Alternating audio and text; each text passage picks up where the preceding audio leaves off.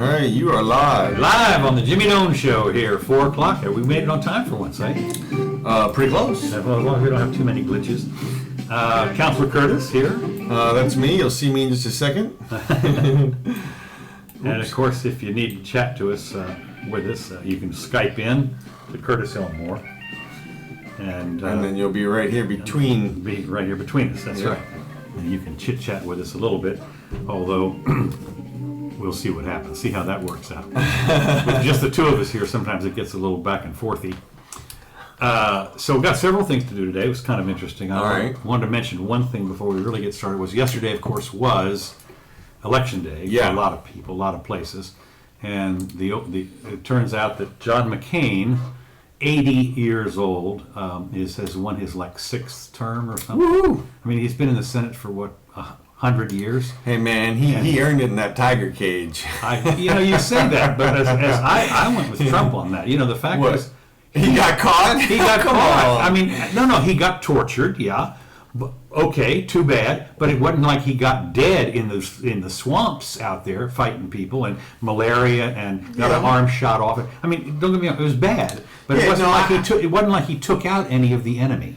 Right. No, I got you on that one. I mean, it's more of like a suffering situation than he didn't. But does that entitle you to millennia in the Senate? What's that? Does that entitle you to millennia? From Arizona. Who's in Arizona? I mean, there's nobody in Arizona. Well, they're all learning. I guess they're starting to learn to speak Spanish now, since he's been in there. What's he done? That's what somebody was asking. What's he done for people in his 30 or 40 years? So anyway, it looks like he's going to win. Go to 86 now, age 86. Maybe he's going to try and outdo Strom Thurmond, who they carried him out, I think, at 90 something after having. Well, why not, man? I mean, although I guess you're guaranteed the money for life anyway. Right. I mean, why not just? Well, it's interesting because of course, I guess it's like their club. Of course, it is the most exclusive club in the world. 100 people. Right. And and I guess they get the old camaraderie, and whether you're lefty or righty or anything like that, you always go along to get along. And that's one of the reasons we got problems. Okay. So anyway, so I guess he'll be back in there again, and we'll see how long he lasts. Okay. So anyway, the first thing I want to talk about is kind of interesting because I love Apple Computer. I've got. Oh yeah. I started off Apple Computer with the original Apple II. I remember. You remember? Yeah. You were just young sprouts then. Yes. The Apple II, and we had games on it that you guys just destroyed the machine, of course. What? Yeah, right. You guys pounding away on it. We figured out all the tricks. Yeah, that took a little. Well, yeah, I was way beyond my pay grade at that point. So anyway, they of course have grown to be a little larger company. Mm-hmm. And it says right now, as the headline of this is, Apple is on the hook for $14.5 billion dollars in back taxes after the EC, which is a European community or whatever, ruling. They want their cut of his profit because what's happened, of course, is what's happened is because Apple put a big plant in Ireland, and promised them a lot of jobs, which they have. Right. It's a big manufacturing facility, but they got all kinds of tax breaks. Right. That Dublin, gave them in order for them to go ahead, and they're still there, and they're still getting the tax. Ooh, not so fast. Not right, because and so Brussels has wanted, the tax money. Well, and of course Dublin has said, no, you don't understand. If you start hammering on them, they might pick up their bat and ball and go home. No. And they would. So anyway, and of course there are one of the things that Apple has done through their Irish subsidiary or whatever they got, is they managed to stash $100 billion or something, or at least that overseas.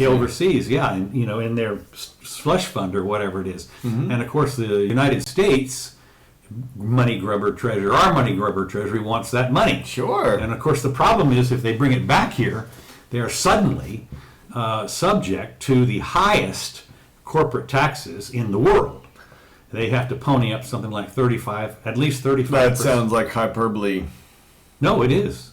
I think we do charge the most of any. Maybe maybe some little dorpy country charges more, but basically our capital gains taxes or whatever, or profits taxes, are, I believe they're the highest in the world. For repatriating money? Okay. Well, because you're bringing back profits. I'll give it to you, arguendo. Okay.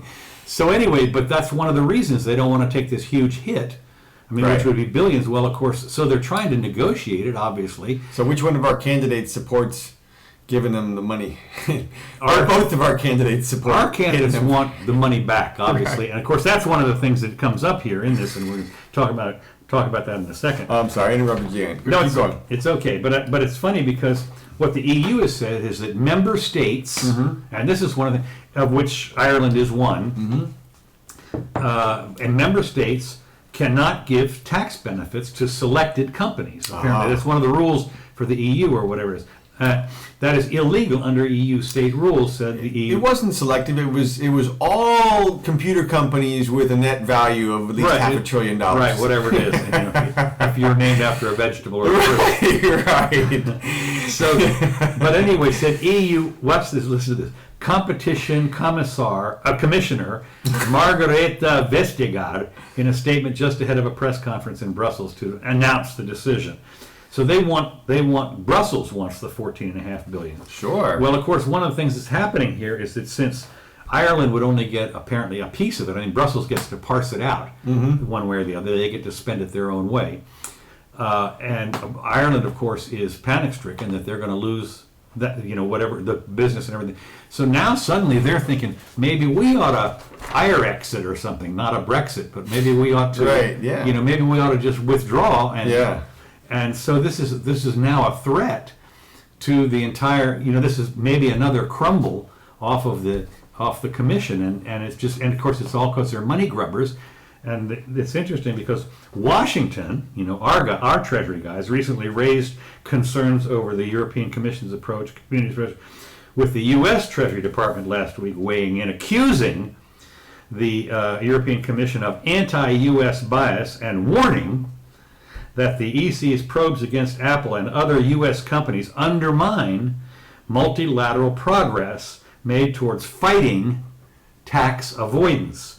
So it's not tax evasion; it's legal tax avoidance. There's the difference. Right. So the companies, obviously, as Judge Learned Hand or somebody once said, is you're not obligated to pay the maximum tax. It is within your purview to take the law as it is and charge the minimum tax and pay the minimum tax. There's nothing wrong with that. Well, of course, these people here are all upset about it because they look at this big pot of money and they're all going to, they have now 3 people that want to feast at this huge, gold mine or whatever it is. And, of course, Apple shares went down, but that doesn't mean anything. But this is one of the things that's interesting is Apple, of course, is so big that the question starts to manifest. I mean, $14.5 billion is not all that much compared to the GDP of the European community or anything, but it's large enough to create ripples. And some people, if Dublin suddenly says, we want to keep our people, if you start taking the money and these guys decide to shut their plant down and go to Honduras or something like that, or some other place where they can shelter their money, that's going to hurt us, and so we're going to withdraw. Well, of course, once one person withdraws as the Brexit people, the other people start thinking about this same thing too. And well, from my perspective, I think you've hit at least one nail right on the head, and that is I think that really the real international strife begins when nations begin to seriously argue over whose tax revenue is more important in a particular area. That's something that, that's their turf. When it comes down to it, if the turf overlaps, there's going to be a turf war. And South China Sea. And it could be that's physical. That's not money, but go ahead. No. It's the same. It could be the same thing. But yeah, if once you see the tax situation, that's where the rubber meets the road in terms of the nation being able to collect on their turf. Right. If they can't get their tax money, there's a problem. Right. And And of course, what's happened here is, and of course, they really get upset, obviously, if somebody else gets it, because Well, that's what always happens. Right. That's why they couldn't be able to get it anymore, is because somebody else muscles in on their territory. Right. And I mean, it's exactly how it actually happens. I mean, it is interesting when you see this kind of thing, and there are a lot of people that complain bitterly about this because of the huge multinational companies now that are not really companies, they're global span companies, and they have no allegiance to a particular nation. Why? Because, they move. I mean, Right. They move their headquarters all the time. And allegiance, of course, is defined by who pays the tax. Right. And who gets to collect? Who gets to collect off Right. of you. Okay. And that's what they want is company Well, allegiance. somehow, for some reason, it has become a sin to look out for shareholder value. Well, it's not that. That's the competing interest.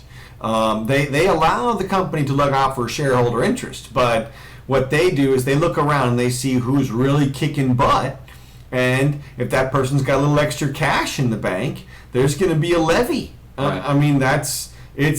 Well, They're sending. Why not? It even gets worse than that. With the Cyprus thing, when they did the rake off or the haircut. Right. The hair comes right off of the. Right off the top, you're sitting there with your bank account sitting at 1,000 or whatever they use there. Suddenly it's 900. Right. Well, that's what the conspiracy people are all worried about. Yeah, Once sure. if they get us all digital, they can just, I'm sorry, it looks like you've lost some money today. Yeah. So we'll see. But I don't think they'll ever get control of it, and I'm not a conspiracy theorist either. Well, I think the most control they'll ever have, they have right now. For the next 1,000 years. Really, you think so? Yeah, because if they blow this one, Yeah. if they blow the dollar as the world currency, Yeah. the people will not trust rulers, central control of money, and they'll demand decentralized money. Yeah, for a year. Well, I mean, look, it's happened before. I know. As we know, it takes I say 1,000 years, but it really takes about 3 generations for everybody to die off and nobody to remember anymore. Right, yeah, exactly. And that's what happened in this country, of course, with our central bank. When Jackson Ashcan in 32 or whenever it was, he told the Right, second kicked half, him out. and then it was, how much was it later? 90 years? Yeah, and all of a something sudden like that. comes our Here- central bank. Here it is. They go. It takes about that long. But I was just hoping, I was kind of hoping that maybe with the way that memory and technology is, that it'll last longer this time when they decentralize. But for now, it's like I put on my comment on a Facebook page today. Mm-hmm.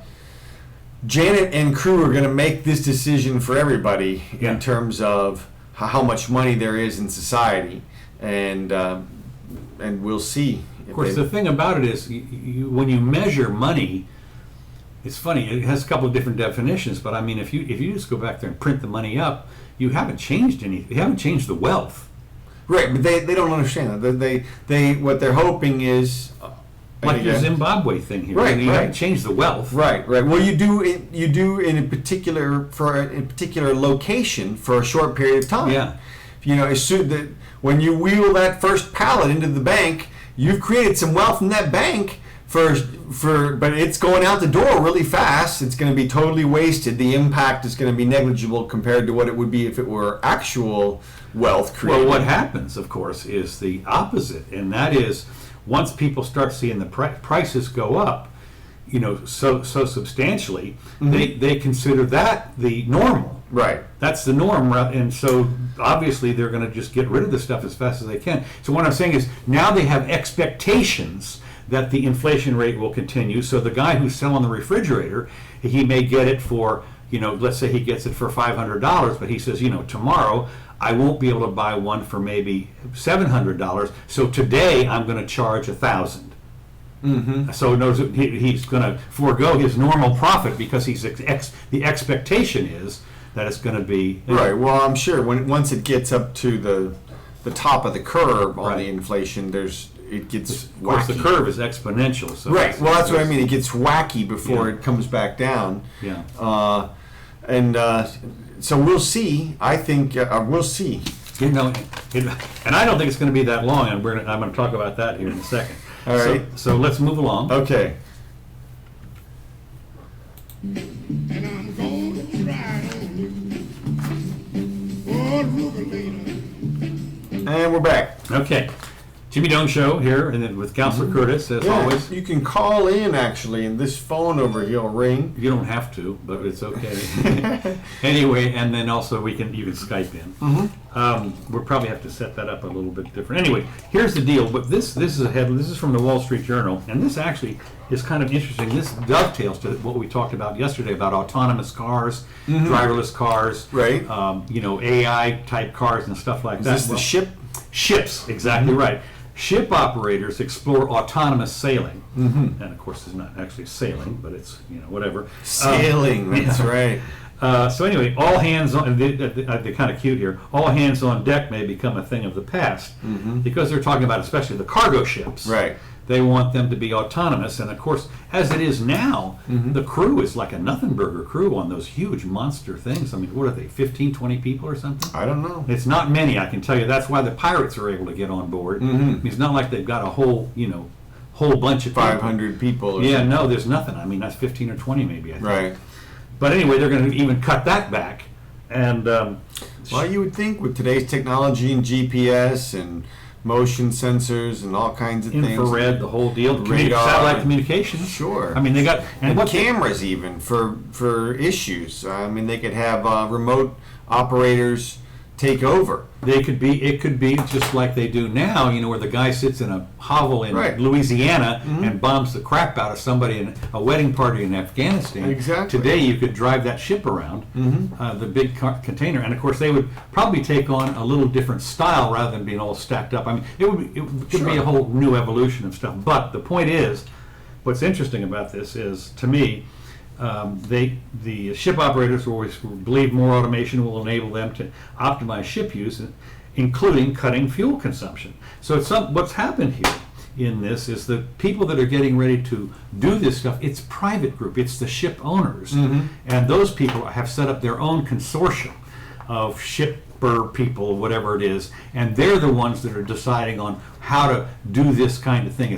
There's no government regulations so far in the design of these things. I mean, there might be some maritime stuff, but as we've seen over the years, the oil ships and the cargo ships have, they've gone completely different from what they Well, international. When you get international, you get all kinds of waivers and all sorts of rules. You better, well, except for the fact that they have, obviously in some instances you have to make sure you can get through the Panama Canal or the Suez Canal or something like that, or the South China Sea or wherever it is. I mean, there's a bunch of stuff that you have to, but those are practical things. You don't Right. really need a regulation for that. But my point is what this guy is saying is that the benefit of automation is as an enabler of further efficiency across. This guy has 630 vessels in this particular company.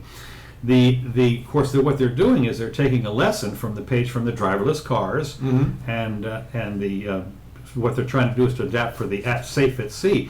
And I think it's kind of interesting that at sea you have really, whether you know it or not, I mean, there's a little more space between those things than their cars. I mean, Oh, yeah. cars you're talking a couple of feet. I mean, with your GPSs and everything, and they're talking about, of course, what they have now in the airlines thing. If you get more than about 2 or 3 miles, you get avoidance alerts. Beep, beep, beep, beep. Exactly. Turn left, turn now, Red whatever alert, it is. right. Yeah.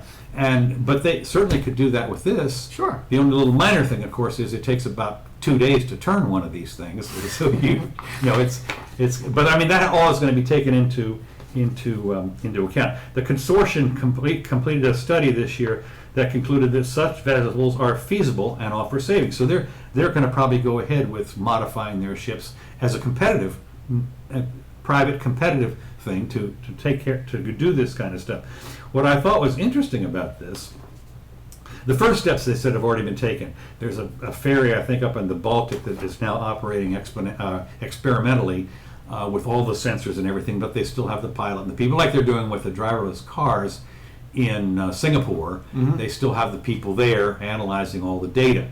But what I find interesting, and we've talked about this before, a critical step towards floating remotely controlled unmanned cargo ships on the oceans by 2030, and autonomous ones by 2035. I think that they're crazy. I think Yeah. it'll be way before that. Yeah, well, I mean, this is the thing that a lot of these people, I don't think, this is Moore's law Yeah. on shipping. right, And when the technology is increasing literally exponentially. right. I mean, who would have seen a driverless 5 years ago? If you talked to somebody about a driverless car, and they would have, get a straitjacket over Right, here. it's only 2016, and they're rolling out driverless cars. Right.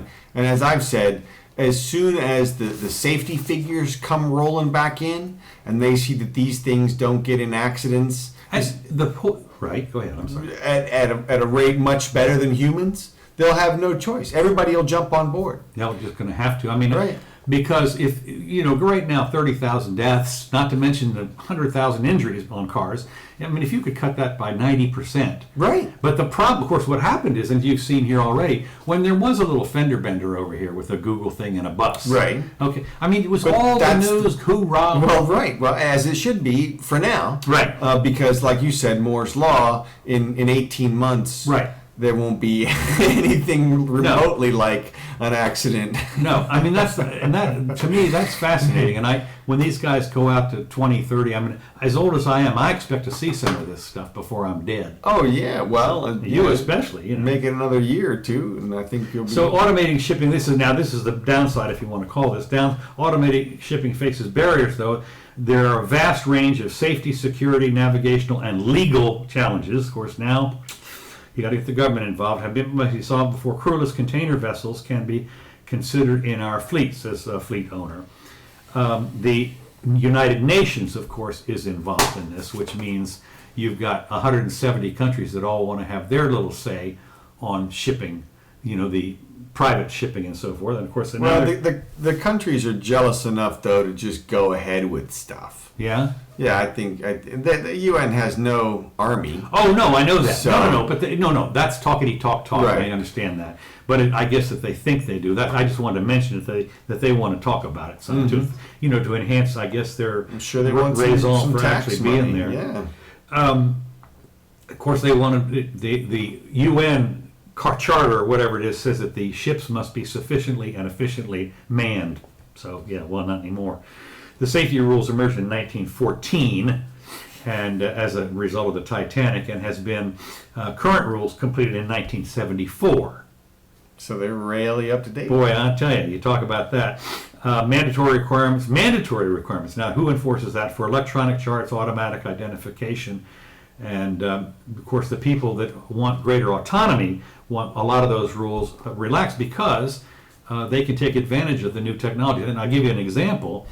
When I was flying around in pilothood in the old days, when GPSs first showed up, the FAA wouldn't allow to use them, even though you had all the airports and everything on there, the directions you could shoot. I mean, it was so easy, and what we were using was Loran or something, or the old, there was a compass kind of thing that you would use called the VORs.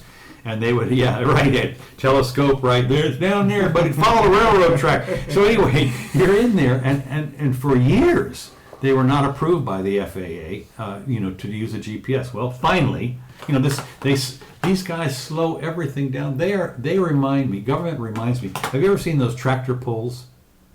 The tractor pulls are where they get these huge trucks. These are the big trucks that pull the trailers, Right. And they put a special tractor on the back of them that digs into the dirt. Okay. And you go down here to the arena or wherever it is, and then they fire these things up, and they're like 5,000 horsepower or something. And of course, as they go down the thing, the blade digs more and more into the dirt, and then finally it has to stop because it can't go anymore. But I mean, that's what government does, is basically they have this weight on you that you have to tow it around with you. It's all for your own safety. Yeah, it's all, and everything's for your own safety, right? I got a good haircut today for my own safety. Yeah, you're looking good there.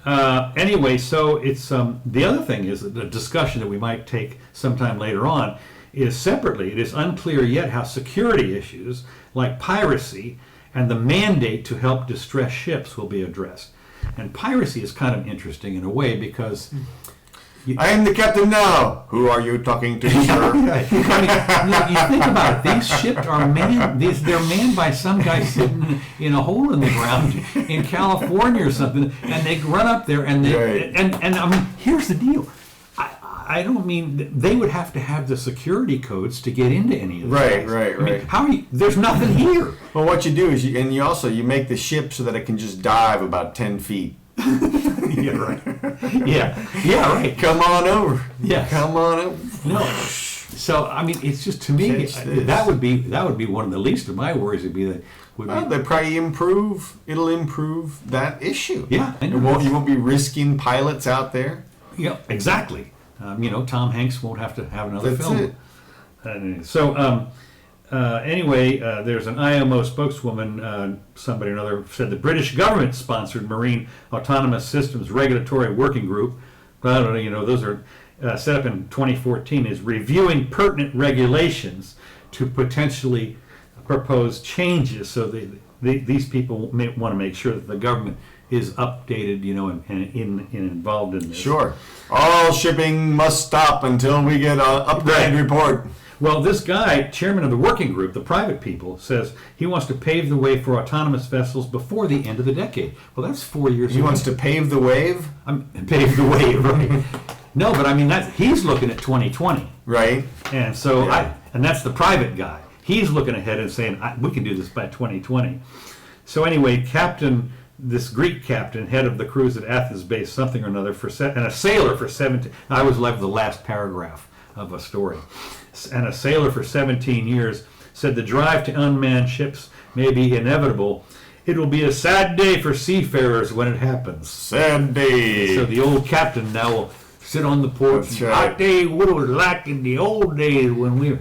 That's So right. I think We were allowed to steer the ships ourselves. ourselves. Grandpa, really? No.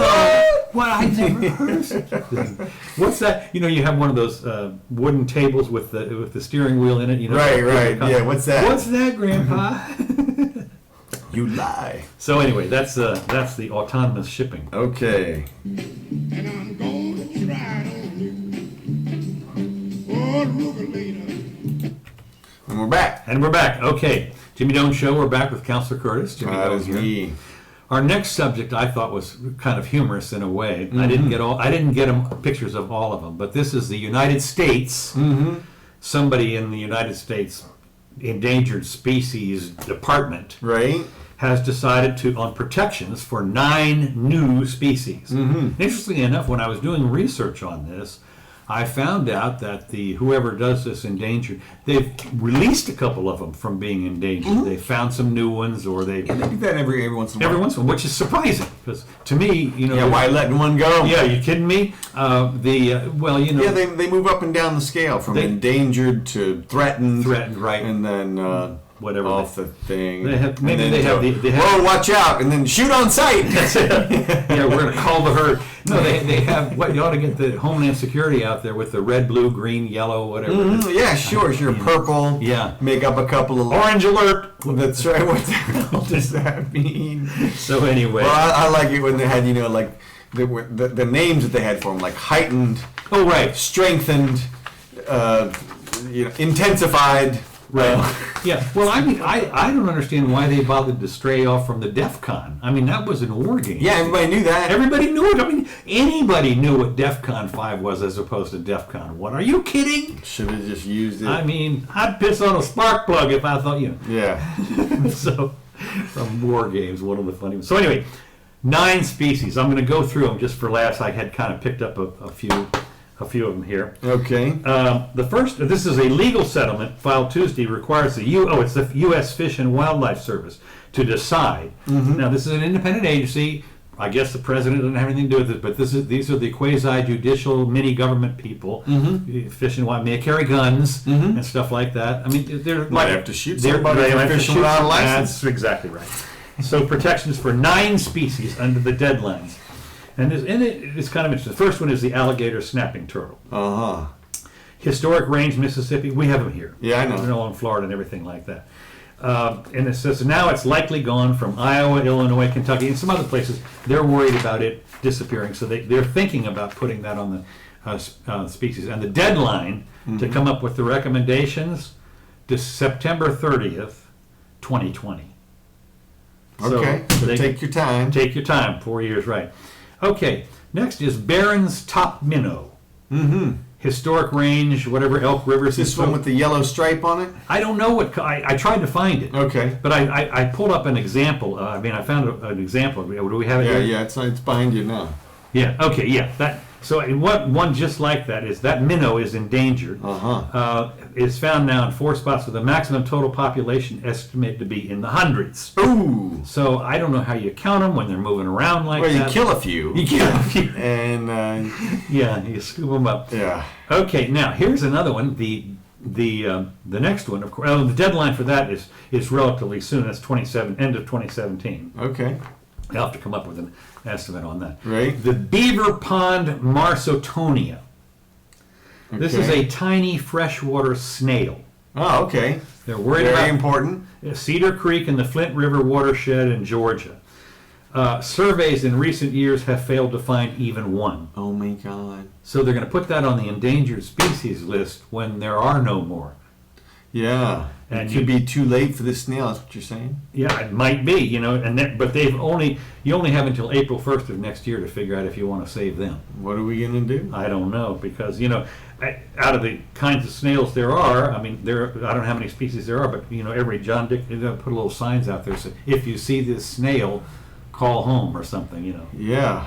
Okay, and of course back to the California spotted owl. Okay. Historic Range, California, Nevada. Population has dropped as much as 22% in the Southern Cascades in the last 18 years, and they estimate that the population has cut in half since 1990.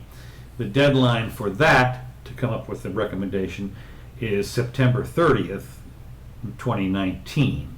I kind of like the far deadlines. Yeah, 3 years. A little over 3 years out. That way, hey. Well, the see. next, of course, now you can understand an owl or the turtle because you can actually see them. Uh-huh. You can. Oh, there's one. Or something like that. But now we have this is what we're really worried about is the Canoe Creek pigtoe, Which is a mussel. okay. I don't mean it's like one in your arm. Right. This is like one of them little black shelled things. It's like a clam or oyster or something like that. And the historic range is the Big Canoe Creek in Alabama's Mobile Basin. So apparently it's only in one place. Mm. And it was only discovered as a distinct species in 2006. Aha. And fewer than 24 individuals have ever been seen. But they've got until September 30th, 2020, 4 years, to decide on what to do about that. Okay. I don't know. When you get down to 24, it seems like you got a little problem. Hey man, these sound like top priorities. Well, it's funny because it reminds me a little bit in War Games when the kid and the girl, whatever, went to the island to see Dr. Falcon. Right, right. And he showed him the movie, and he says, "Look, it's just time. Right, right. It's just time. It goes on, that kind of stuff." And there are species, as you know, 99+% of the species ever existed on this planet gone. History, bye bye. Well, that's if you believe evolution. Oh, that's true.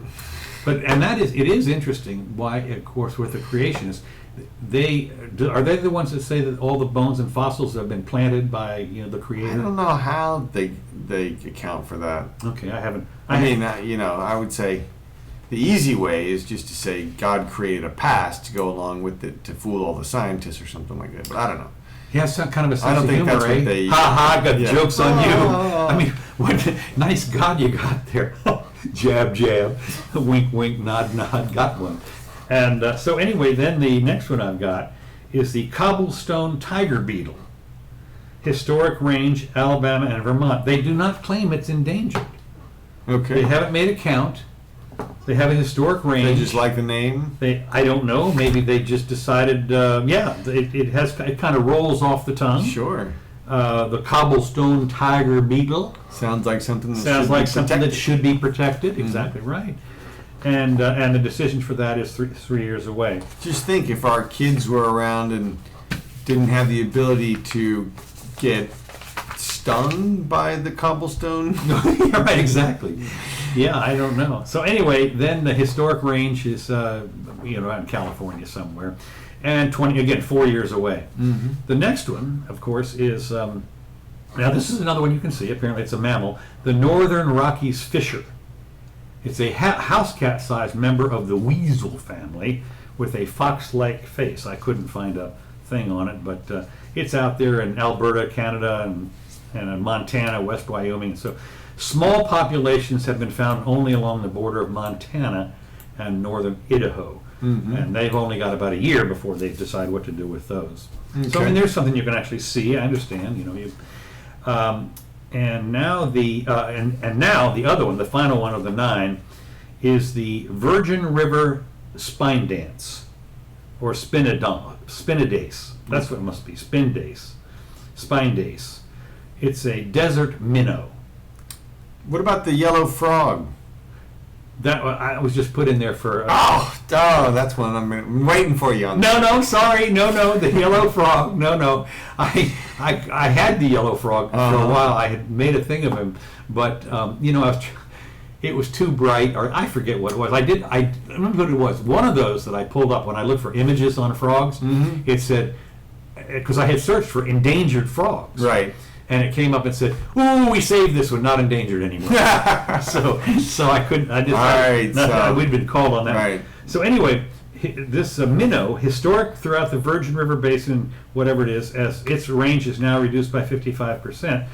But the point is, they have no idea how many there are of this minnow. This is a desert minnow, whatever the hell that means. Found one, right? And now it's endangered. And I mean, what do you do when a minnow is endangered? I mean, when species are dying off and evolving every day. They need to maintain its natural habitat in the desert. Right, exactly. Well, it's the Virginia River Basin in northwestern Arizona, southern Nevada, and southwestern Utah, which is like 1 million square miles. Sounds so protected. I don't know. Anyway, the decision is 5 years away. Okay. For that. Those are the 9 that they have come up with recently, and I just thought we'd like to know what our fish and wildlife people, how they're working hard and sending teams of people at our expense to make sure that some of these people, and of course that the EPA and those people are going to get involved in this, because if they do find, as they have in the past, find a habitat that where somebody's going to want to build something, a house or something, and on it is one of these things, for 100 miles around, now protected. Well, we'll see. Yeah. Well, I'm not going to. Actually, I the probably Trump will not. Endangered Desert Minnow Resort. Exactly. Watch out, walking around. Yeah. So, and of course, that's different from the. That's a totally different one from the. What is it here? This is the Virgin River Spine Dance, which is the desert minnow, and then of course there's the Virgin Lake River Spine Dance, which is completely different. Well, I've just got the one. Okay. Well, anyway, that was the thing. I got all worried about that. All right, I'm done with that. Okay. This might be a short day. No problem. And we're back. Okay, I'm going to talk a little bit about this is Iran again. We're in the Middle East. Okay. U.S. general blasts Iran's provocative. You know they pronounce it Iran, right? Yeah, who does? Christiane Amanpour. Well, she's from there or something. Iran. U.S. general blasts Iran's provocative maritime conduct. Pakistan. So, and of course, my question is, what's so funny about this is that here, we've got destroyers and carriers and battleships and everything floating around over here in this Gulf or whatever it is, where right. They better not get close to us. Well, but my point is, what's provocative? I mean, why we have got an entire navy. What you do is you ride your little boat up there, and you go, no. Well, that's what they're doing. And of course, this is what's funny is this. What they are all in almost every paragraph, they say that Tehran is acting in an unsafe and provocative manner, and the other thing that they are doing is unprofessional. Right. Comments from General whatever it is, military command, last week denounced a series of unprofessional encounters in the Gulf. Right. Including that one prompted an American ship to fire warning shots. Mm-hmm. That type of behavior is very concerning to us because we hope to see Iran's naval forces act in a more professional manner. Now the question arises is, what's professional again? Don't come near us, or that's right. salute, or all that stuff. Exactly. don't do hijinks. Don't do this. Yeah, exactly. Exactly. They hold up a picture of Hillary. Or what they do is they do the. What do you call it when you bend over and show them your ass? Right, they moon. They moon.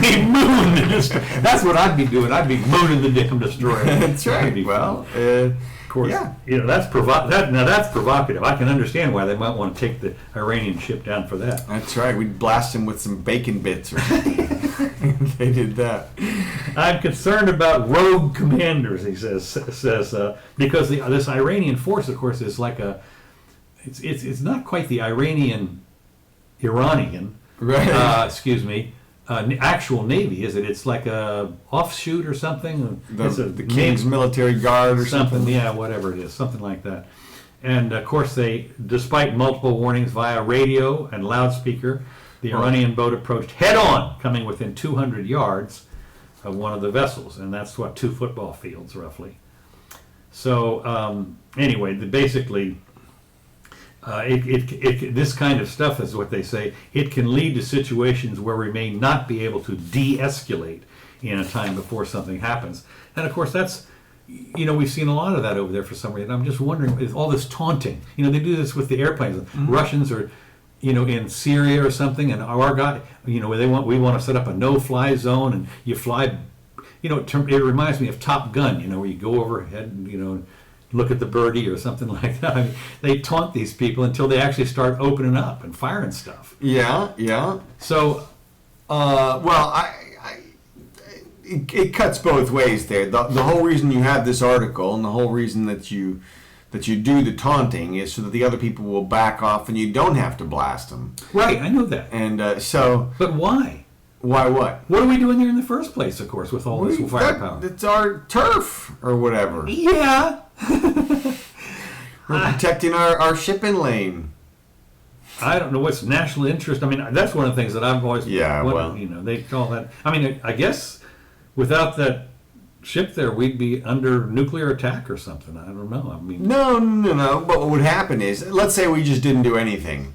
They go out there and build a couple of little bases on their atolls, and then we still don't do anything. And let's say that they decide to just build one right off the shore of the Philippines or Singapore or whatever, and we still don't do anything. It's their problem anyway. I know. I'm just saying. At some point, they could decide. Well, you know what? We've got Singapore completely surrounded, and we're just going to go ahead and take it. And at that. Who's going to go just take it? I'm saying China or something. I'm going theoretically. Okay. If you just let them expand without doing anything about it, then it's not my job. Well, I mean, that's the Singapore problem, and they can get their own allies over there.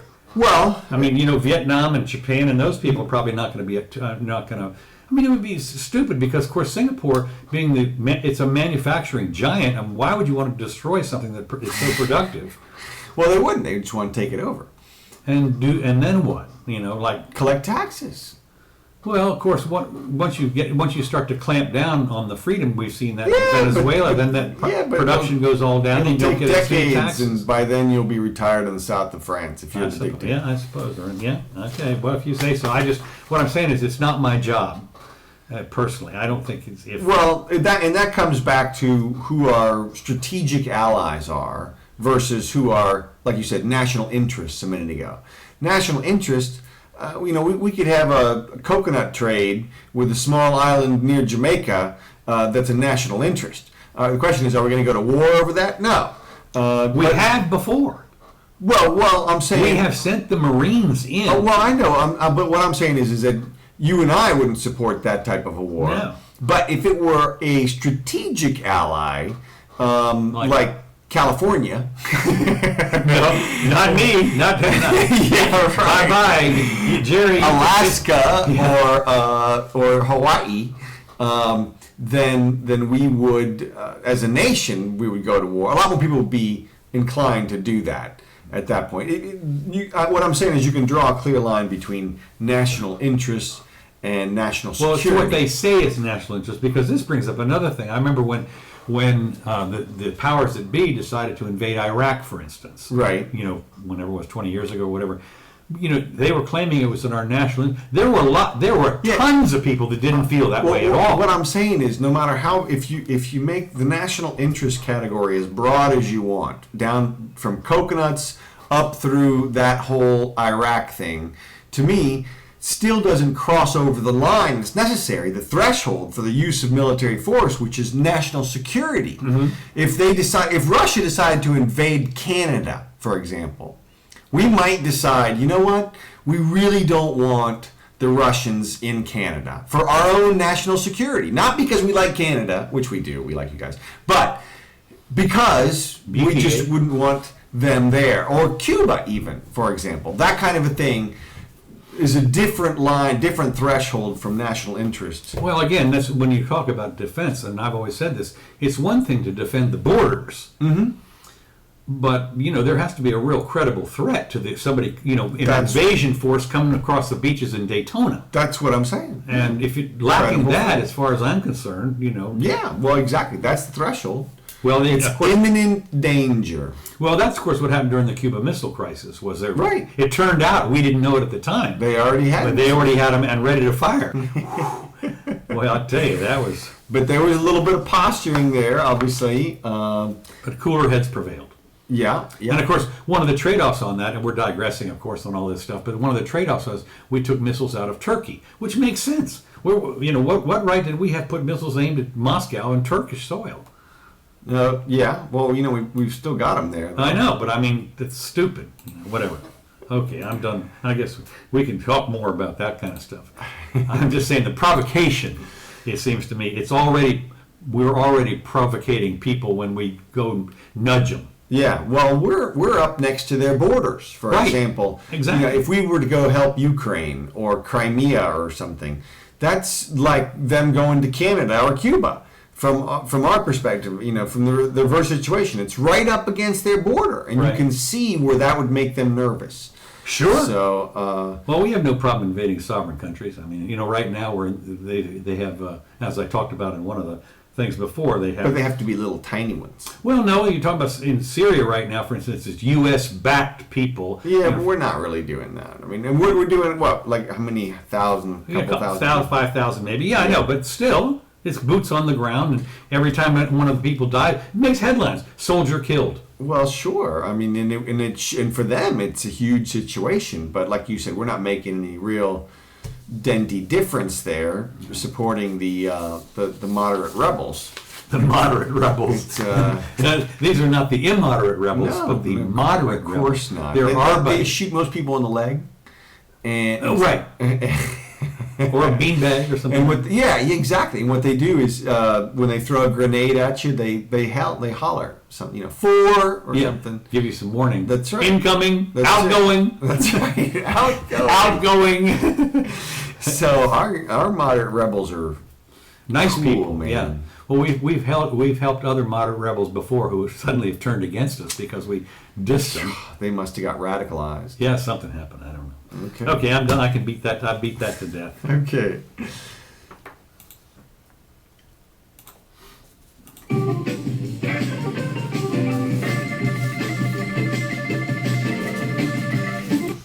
And we're back. Okay. This is an extensive subject, but I'm only going to touch at the top of it. It has to do with Muslims in America.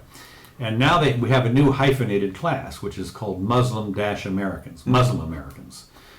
And I guess these are people who are citizens who practice Muslimhood or whatever it is, or Islam, yeah. And they strive to make their voices heard at the polls.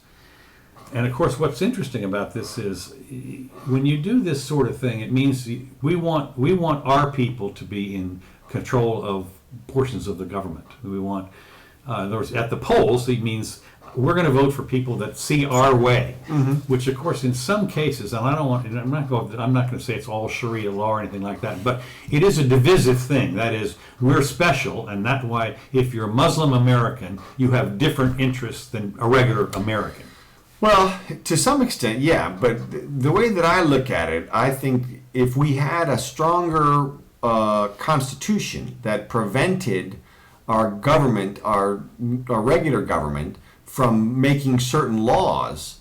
We have one. No, I'm saying stronger. If it were more, It's pretty strong, but it's been dissed. well, that's what I'm saying. If instead of it having been dissed, it had been strengthened, and if instead of the federal government growing, we were to put some more limits on it, like what? Wouldn't make any difference. We started off with the minimalist government, and all governments grow because they have a monopoly on power on guns. Well- and they always grow. There's never been, as far as I can tell, there's never been any kind of government, monopoly force in the government type thing, because it's a monopoly. People that has say shrunk. People say Thomas Jefferson cut the government in a big way. Maybe, but that was so. It wasn't. It was not hardly anything anyway to begin with. I mean, and of course, when Jackson got rid of the bank, but of course, then he, went an executive decision, decided to do the Trail of Tears thing after the Supreme Court said you couldn't do it. Right. Well, look, I mean, they've got They to all grow. Okay. Well, I mean, there's just no way to avoid it. It's systemic in the formulation of the Constitution. When you give legal monopoly over force to a particular entity, that they do grow, and you can read about it in Ludwig von Mises or somebody in Bureaucracy, or some. It is systemic in the creation of this okay, thing. but what I'm suggesting is that we have in the past, and we could in the future, retard that growth and even reverse it for a short period of time. You may be right ultimately, that is to say, ultimately we might not be able to contain it, but we can fight back on its expansion. Okay. I mean, I've seen it happen from the standpoint of legally speaking. For example, your rights under the law have expanded in several ways over the last couple of centuries. They used to be able to beat a confession out of you, stuff like that. Now, you have a right to an attorney that's much more powerful now than it used to be. In fact, what's happened is all the rights that were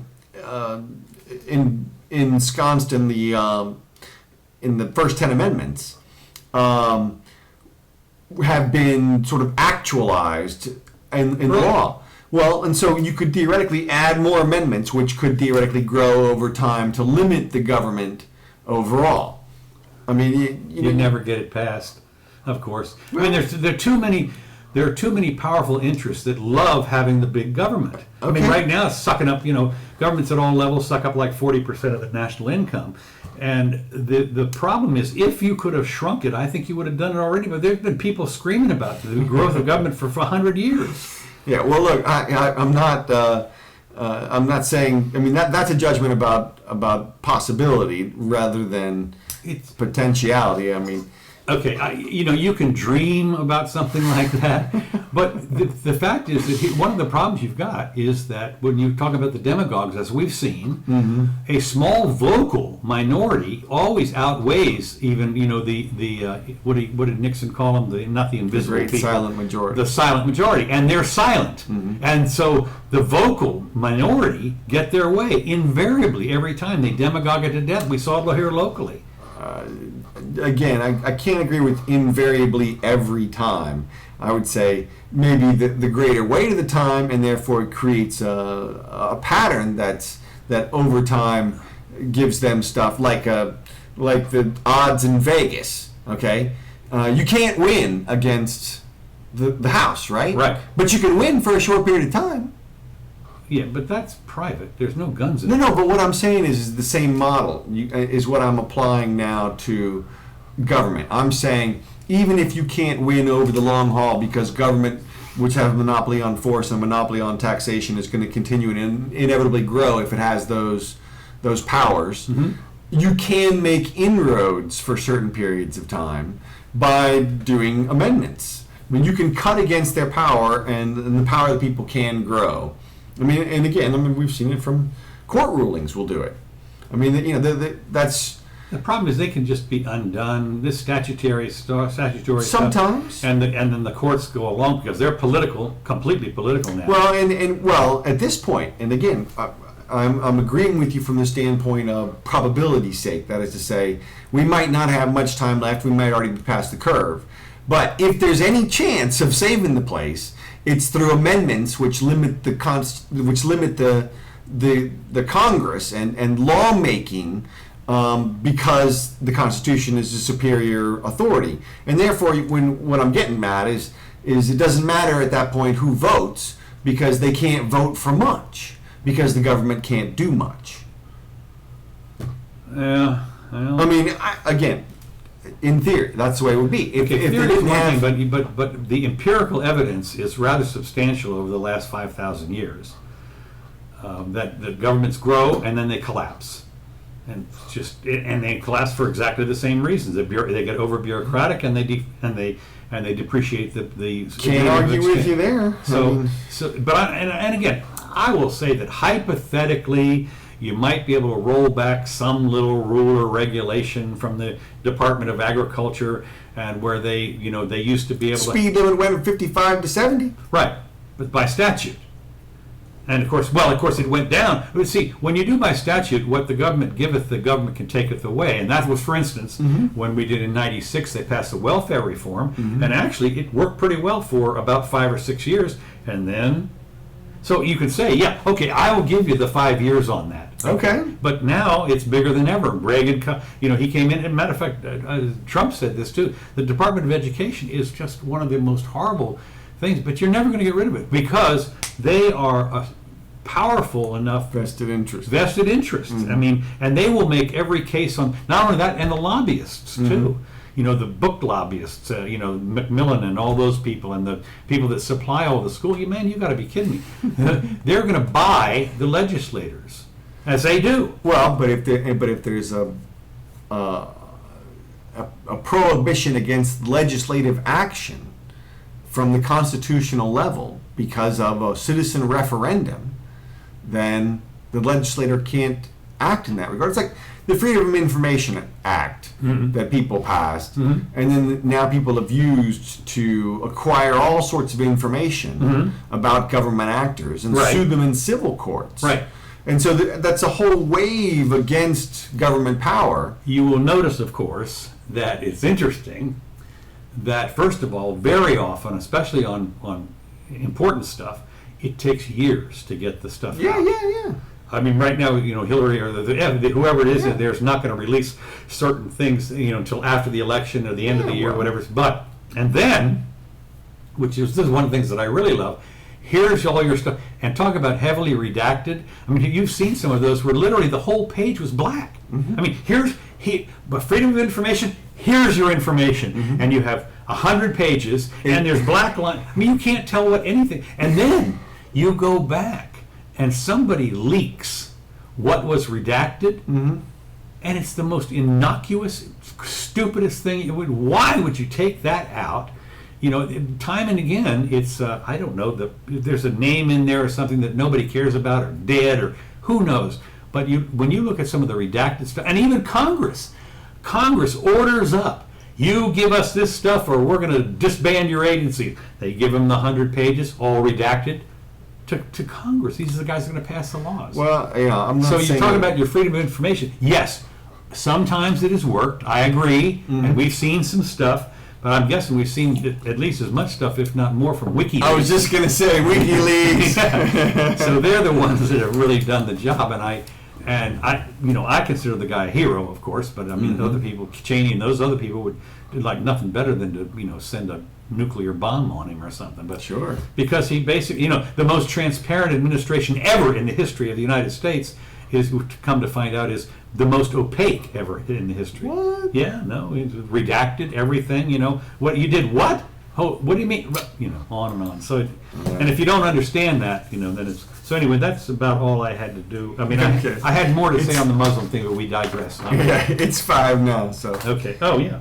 All right. Well, we're done. Thank you a lot for listening. Thank you for watching. Share with your friends, and like us on YouTube. Like this. Whatever you do, give us 5 stars or comments. We always welcome comments. So this is Councilor Curtis and Jimmy Doane saying see you. We're pretty sure we're going to see you tomorrow. Although we're coming in for a storm here. That's right. And we might get our electricity cut off. Maybe not tomorrow. I'm saying it's possible. Warning. Yeah. All right, we'll see you soon.